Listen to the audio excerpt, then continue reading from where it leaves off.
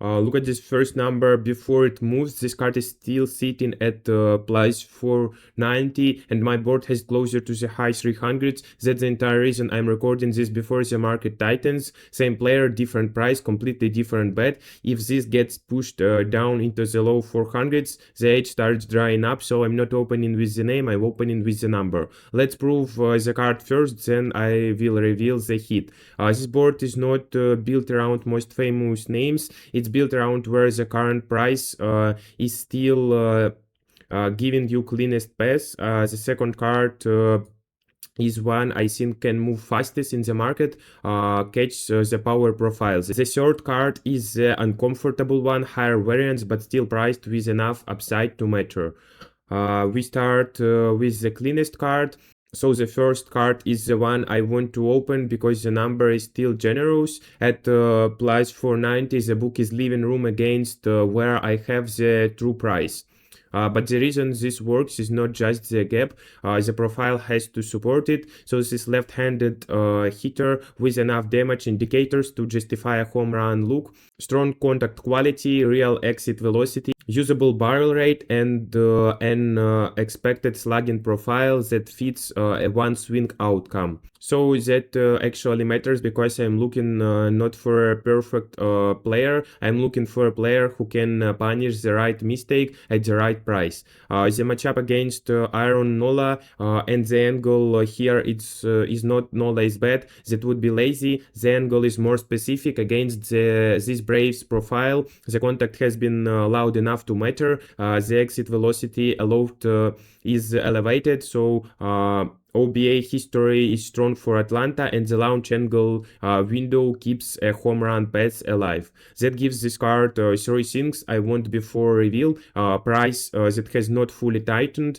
hitter profile with real damage, and the pitcher matchup that can allow the right kind of contact. So this is why this card survived the whole board, not because the name is flashy, because the current number is still playable, and if the line moves, the peak changes at plus 490. I want this card on screen.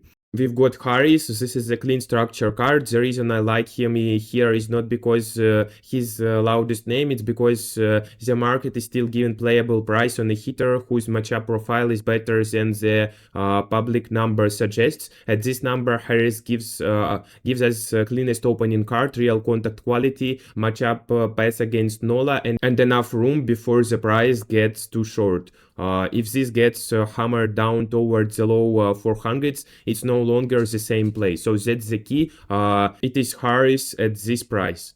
Now second is more aggressive. The first card was about clean structures. The next one is about power profiles that I do not think the market has priced tightly enough yet. This is type of numbers that can disappear quickly because once the name is revealed, the case is obvious. So before I show player, look at why the board pushed this card up. My board makes it closer to plus 290. This is the strongest gap on today's board, but the important part is why the gap exists.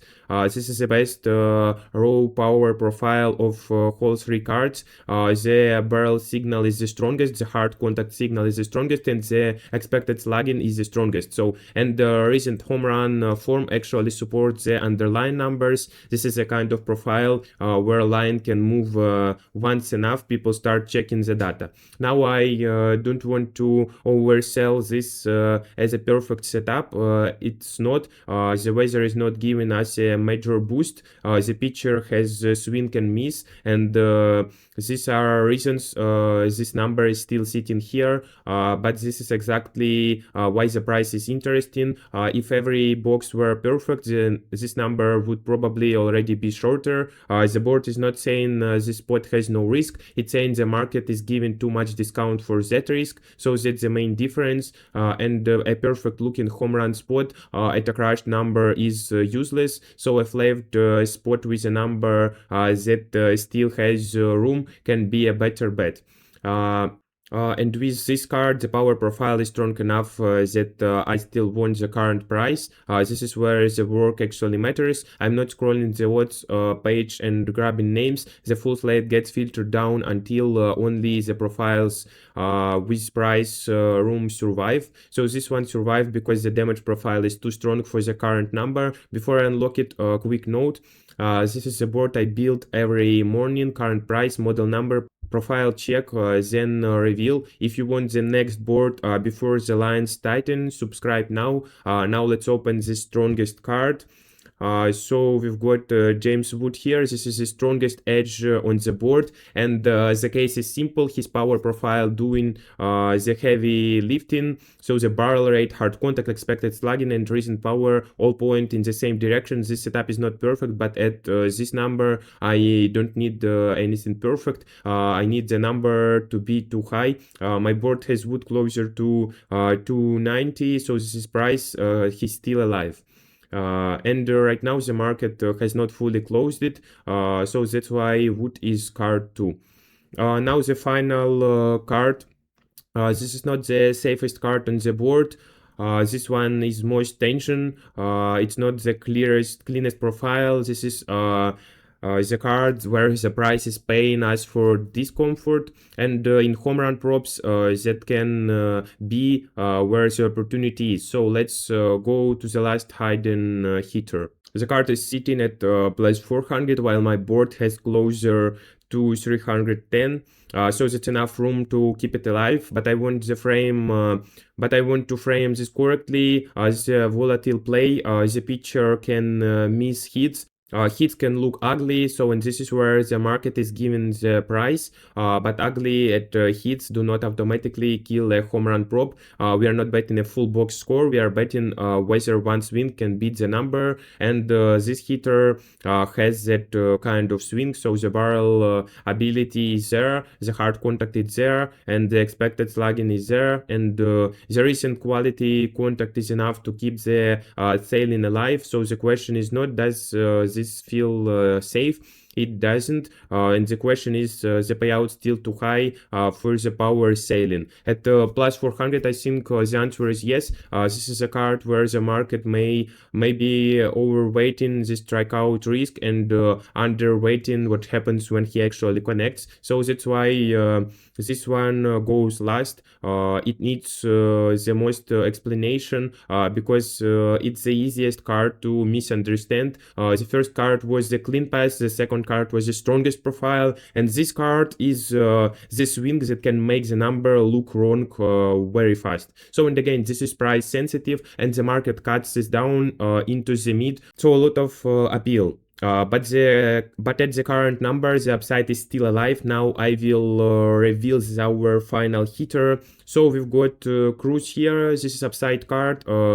This is real strikeout risk. I'm not hiding that, but that risk is part of the why this number is still playable. He don't need 4 good at hits to matter. He needs 1 mistake he can lift, and at this number, the sailing is still worth attacking. So this is not about comfortable card. This is power price card, and that's why Cruz is closest to this board. So final board is set. We've got Harris. He opened it as a clean structure card. And the case is built on matchup shape, contact quality, and price still has room.